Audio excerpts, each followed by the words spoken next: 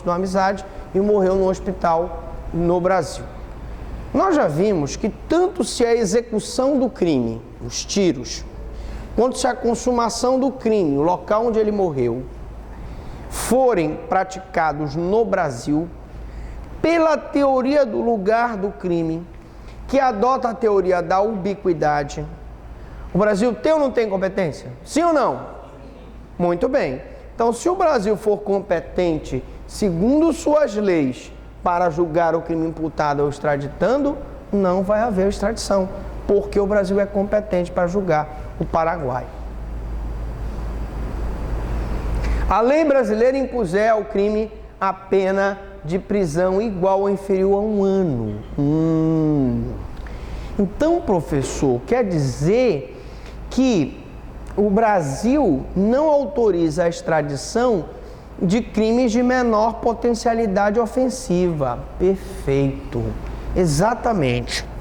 Se a pena de prisão é igual ou inferior a 1 ano, esse crime é um crime de menor potencialidade ofensiva, porque nós já vimos na aula passada que os crimes de menor potencial ofensivo são aqueles cuja pena máxima não é superior a 2 anos.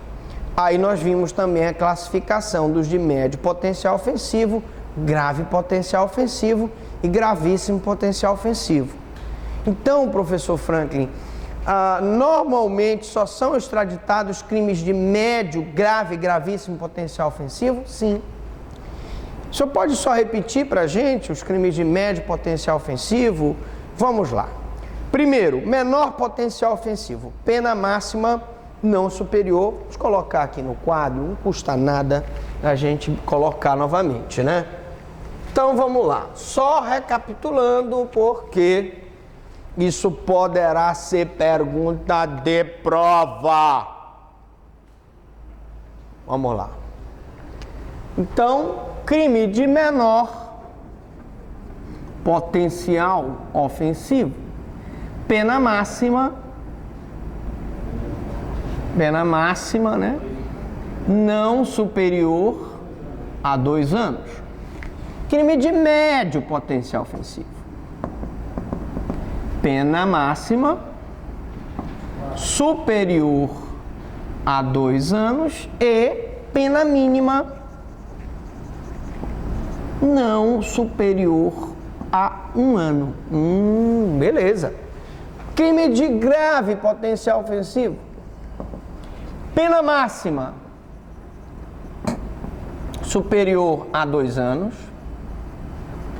pena mínima superior a 1 ano, mas não são crimes hediondos. E crime de gravíssimo potencial ofensivo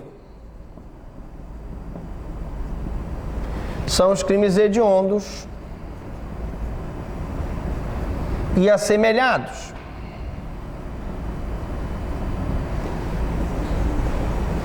Quais são os crimes assemelhados? São os 3 T's, né? Os 3 T's: tortura, tráfico e terrorismo.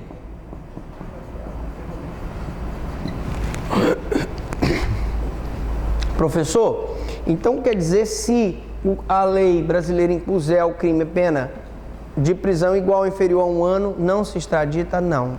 E esse é um crime de menor potencial ofensivo. Então, professor, só se a pena for superior a 1 ano? Sim, aí vai se extraditar. Quinto, o extraditando estiver a responder a processo ou já houver sido condenado ou absolvido no Brasil, pelo mesmo fato em que se fundar o pedido. Então, gente, está lá a França pedindo a extradição do cidadão, está lá o Angola pedindo a extradição do cidadão, mas ele já foi condenado ou foi absolvido aqui no Brasil. Se ele foi absolvido, já foi condenado e absolvido aqui no Brasil, nós vamos ter que reconhecer que ele já sofreu a tutela da jurisdição brasileira. Daí porque não tem razão eu extraditá-lo. Bom, continuando. Estiver extinta a punibilidade pela prescrição, segundo a lei brasileira ou do Estado requerente. Então, eu falei ainda há pouco sobre a extinção da punibilidade pela prescrição. Se ele praticou um crime de homicídio, se ele praticou um crime de extorsão mediante sequestro com resultado morte, ou extorsão com resultado morte, ou latrocínio, o limite máximo de punição no ordenamento jurídico brasileiro é de 30 anos.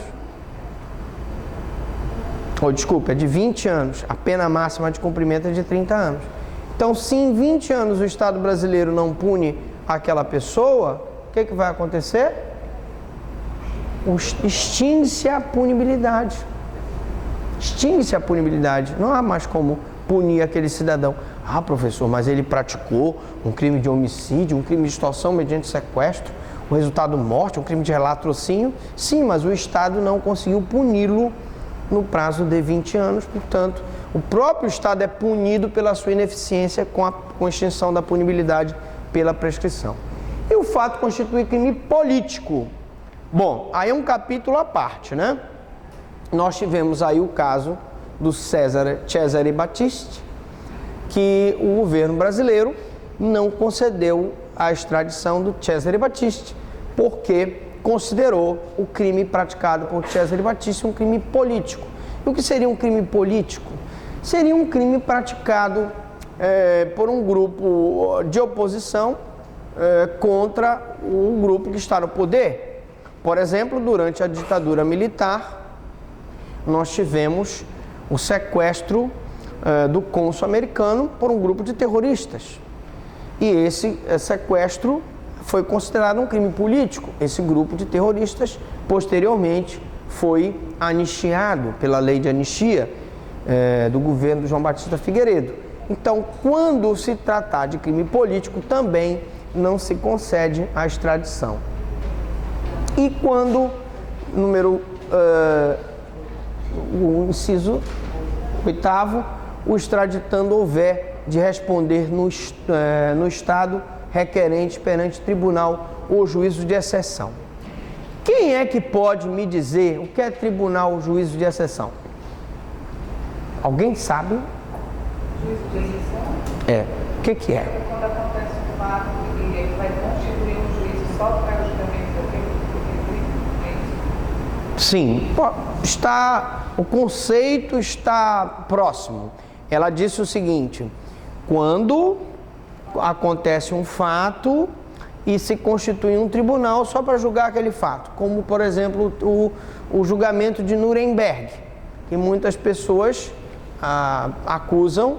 Vocês sabem a história de Nuremberg? Não sabem? Não sabem. Quem sabe? Não sabem? Nuremberg foi um tribunal que foi constituído na Alemanha após a guerra para julgar as atrocidades nazistas. Então, foi um tribunal constituído para julgar um fato específico, tá? Mas não é exatamente isso um tribunal de exceção, né? O tribunal de exceção, gente, eu poderia dar um exemplo, não é que esteja errada a sua resposta, é uma das respostas. Mas hoje, qual seria um exemplo de tribunal de exceção que nós temos hoje atuando? Vou dar uma pista: em Cuba, para julgar os terroristas. Alguém sabe? É Guantánamo, não é, gente? Guantánamo é considerado um tribunal de exceção. Por que é um tribunal de exceção? Porque, além de ter sido criado para julgar um fato específico, que é o terrorismo, ele também não aplica o ordenamento jurídico americano. Nem o ordenamento jurídico americano na sua plenitude, nem o ordenamento jurídico internacional. Ele desrespeita certas disposições do ordenamento jurídico internacional e do próprio ordenamento jurídico americano. Por exemplo, o princípio da publicidade, o princípio da ampla defesa do contraditório, a não a proibição da prática de tortura. Em algumas situações, se denuncia que Guantánamo permite a tortura contra os terroristas para que eles confessem a prática do ato terrorista. Então aí eu tenho uma situação realmente que nos preocupa, porque um tribunal de exceção, ele faz as próprias regras, tá? Então, o Brasil não extradita, se o Barack Obama pedisse a extradição de um terrorista para que ele fosse processado e julgado no Tribunal de Justiça de Guantánamo, nossa lei brasileira provavelmente proibiria. Bom, aí a pergunta que não quer calar. Professor, e a pena cumprida no estrangeiro? É o artigo 8º do Código Penal que diz: a pena cumprida no estrangeiro atenua a pena imposta no Brasil pelo mesmo crime quando diversas, ou nele é computada quando idênticas. Bom, é muito simples, né? Posso apagar aqui? Já estou apagando. Estão caladinhos hoje. Se cair um alfinete, a gente escuta. Esse cidadão derrubou a bateria dos Beatles aqui agora. Vamos lá. Eu tenho aqui a seguinte situação. Um cidadão, o A, praticou um crime de homicídio nos Estados Unidos e lá foi condenado a 10 anos de cadeia. Pelo mesmo crime de homicídio, o A foi processado e julgado no Brasil e aqui foi condenado a 20 anos. Bom, se ele cumpriu 10 anos de pena nos Estados Unidos, quantos anos ele tem que cumprir no Brasil? 10. Eu tiro os 10 anos que ele já cumpriu nos Estados Unidos e ficam só 10 anos para serem cumpridos no Brasil. Se as penas forem idênticas, imagine que ele tivesse, vamos supor, sido condenado lá nos Estados Unidos a 10 anos e aqui no Brasil ele também é condenado a 10 anos. Cumpriu a pena de 10 anos nos Estados Unidos. Tem alguma coisa para cumprir no Brasil? Não. Fácil, tranquilo. Beleza. Bom, agora, eficácia da sentença estrangeira. A pergunta é, professor Franklin, como é que uma decisão de um país estrangeiro é cumprida aqui no Brasil? Primeiro, gente, execução da pena é um ato de soberania nacional, né? Razão pela qual o Brasil somente pode admitir a sentença estrangeira nessas seguintes hipóteses aí. Um ato de soberania porque eu só posso admitir o cumprimento da pena, tá? Se for por um juiz brasileiro. E se for por um juiz estrangeiro, a força da sentença estrangeira não pode superar a nossa supremacia, a nossa soberania. Nós somos soberanos aqui dentro. Então, para que a pena seja cumprida, uma pena que foi prolatada por um Estado estrangeiro, é preciso, letra A, quando produza na espécie os mesmos efeitos da lei penal nacional. Então, lá, pena privativa de liberdade, aqui, pena privativa de liberdade. Lá, pena restritiva de direito, aqui, pena restritiva de direito. Nós já vimos no início dessa nossa aula que se a condenação for a pena de morte, não será cumprida no Brasil, porque só se admite pena de morte no Brasil em caso de guerra. Se a condenação foi pena de prisão perpétua, não será cumprida no Brasil, porque nós não temos pena de prisão perpétua. Se a condenação foi uma mulher que praticou o crime de adultério e vai ser punida com apedrejamento público, essa pena não será cumprida no Brasil. Uma pessoa que foi condenada a 50 chibatadas, não vai ser cumprida no Brasil essa pena. Beleza? Então vamos lá. Letra B. pela Emenda Constitucional 45 de 2004, atribui ao STJ, Superior Tribunal de Justiça, a competência para homologação de sentenças estrangeiras e a concessão de exequatur às cartas rogatórias. Então preste atenção, a sentença estrangeira vem, passa pelo exequatur do STJ. O que é o exequatur? Execução, né, gente? O STJ manda que o tradutor juramentado traduza, ela vem com todos os documentos autenticados do consulado, traduzida, para que o STJ analise se essa sentença é compatível com o ordenamento jurídico brasileiro, e só depois de analisada é que é cumprida a sentença estrangeira. E mais, o que são cartas rogatórias? Alguém sabe o que são cartas rogatórias? Alguém sabe? Vamos estimular essa turma valendo um ponto para a prova. O que são cartas rogatórias? Gente, são ordens de juízes estrangeiros para juízes brasileiros. Então, por exemplo, uma carta rogatória encaminhada para o STJ para o cumprimento de uma pena que foi prolatada por um juiz estrangeiro contra um cidadão que está no Brasil. Não necessariamente um brasileiro, poderia ser um brasileiro, tá? Mas qualquer cidadão domiciliado no país. Mas não é só, professor Franklin, para cumprimento de pena, não é. Eu posso, por exemplo, ter um cidadão brasileiro que foi passar umas férias na Europa, presenciou um crime e presenciou esse crime, precisa prestar o depoimento. Ele voltou, o juiz lá manda, o juiz europeu manda uma carta rogatória para o juiz brasileiro, para que o juiz brasileiro ouça o depoimento do brasileiro que presenciou aquele crime que foi praticado lá na Europa. Isso é uma carta rogatória.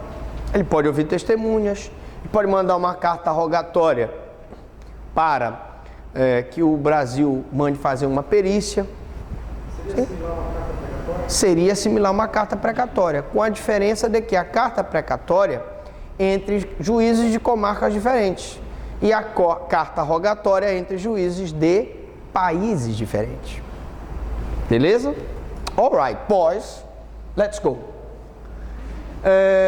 C. Para obrigar o condenado à reparação do dano, a restituições e outros efeitos civis. Imagine, por exemplo, uma empresa brasileira que está fazendo prospecção de petróleo nos Estados Unidos, cause um vazamento de óleo. Imediatamente a justiça americana é acionada, a justiça brasileira é condenada e vem então uma carta rogatória para obrigar a empresa brasileira à reparação do dano.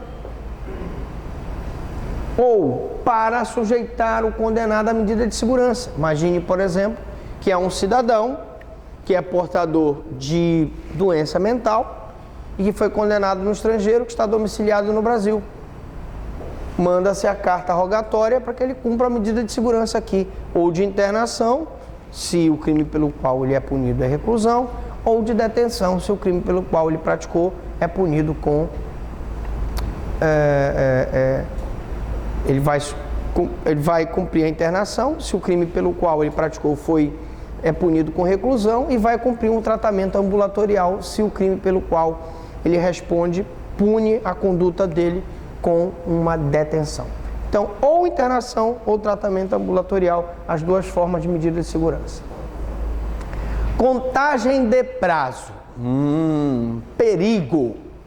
Perigo total. Porque o aluno que não sabe contar o prazo, ele não vai acertar na prova do professor Franklin, da UAB, de concurso. Não. Mas é fácil, vamos lá. O artigo 10º do CP diz que o dia do começo inclui-se no cômputo do prazo penal, sendo os dias, os meses e os anos contados pelo calendário comum. Então, como é que eu conto o prazo? Vamos apagar aqui para a gente colocar bem legal aqui isso aqui. Vamos lá. Suponhamos que eu tivesse a seguinte situação. 25 de 8 de 2000. Nessa data, sai uma sentença condenando o cidadão a 5 anos de reclusão. A pergunta é, até que dia ele cumpriria essa pena? Inclui-se o dia do começo. Ele cumpriria a pena até o dia 24 de 8 de 2005. Confere?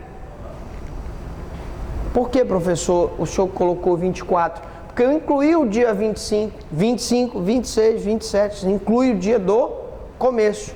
Professor, 25, beleza. 25 de 8, beleza pura. 2000, beleza. Sai uma sentença, beleza. Condenado a 3 anos. Quanto é que ele vai cumprir? Até 24 de 8 de 2003. Tá, professor, mas aí não é 3 anos, é 30 dias a pena dele. 25 de 8 de 2000.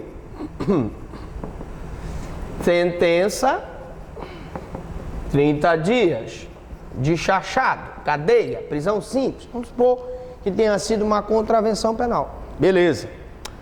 30 dias, quanto seria? 24 de 9, 2000. 30 dias? 30 dias, tá aqui.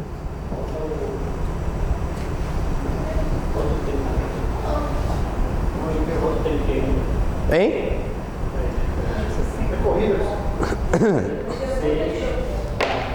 Passa lá. Tá certo? Alright, boys. It's alright. It's alright. Tá? Entendam que é só você contar o dia do início, tá? Cômputo. Inclui-se o cômputo prazo penal, sendo os dias, meses e anos contados no calendário comum. Aí eu coloquei aqui para parte histórica do calendário comum, né? O calendário comum, previsto pela regra penal, é o calendário gregoriano, que foi estabelecido por Gregório XIII, reformando o calendário então existente e retirando dele 10 dias que se haviam introduzido a maior no cômputo ordinário. Então hoje esse calendário que nós temos, janeiro, fevereiro, março, abril, maio, julho, você sabe por que julho? Para homenagear o Júlio César, não é isso? É. Nesse caso aí dos 30 dias vai dar 23, porque agosto é 31. É? Você diz? É, porque agosto tem 31. Aí vai dar 23. Não. Pode contar. Conta lá. Olha, o primeiro eu 5 anos certinho, vai ser 25. Não, é 24. É 24. É 24. Vamos continuar. Frações não computáveis da pena. Bom, vamos falar sobre as frações não computáveis da pena. Eu tenho 25. E só tá certo, dia 23. É porque tem 31. São 31 dias. Dia 23. Vamos falar das... Dia 23. Então, vou colocar aqui, então. 23. Deixa ele preso mais um dia aqui, pronto. Vai entrar com uma ação contra o Estado. Vai querer indenização. Se ele ficar preso mais um dia, realmente ele vai ter direito a uma indenização por um dia que ele ficou a mais. Bom, mas vamos falar das frações não computáveis da pena.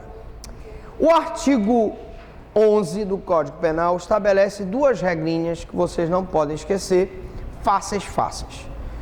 Regras básicas referentes às frações de pena que derivam da atividade julgadora. Primeira regrinha primeira regra diz o seguinte: nas penas privativas de liberdade e restritivas de direito, devem ser desprezadas as frações de dia, ou seja, não devem ser computadas as horas. Então, não existe pena, gente, de 3 meses, 24 dias, 12 horas, 13 minutos, 30 segundos. Não existe isso. É 12 meses, 1 ano, ou 9 meses e 10 dias, 5 meses e 13 dias. Eu não posso colocar frações de hora. 12 horas de pena não existe, tá bom? Existe, para os prazos recursais, a contagem de 48 horas no embargo de declaração, mas aí é uma contagem de prazo recursal, tá? Para prazo penal, para fixação de pena, uma sentença condenatória criminal, não há fixação de fração. Antes que você... bom, vamos então para a segunda regra e depois eu falo mais uma coisinha aqui.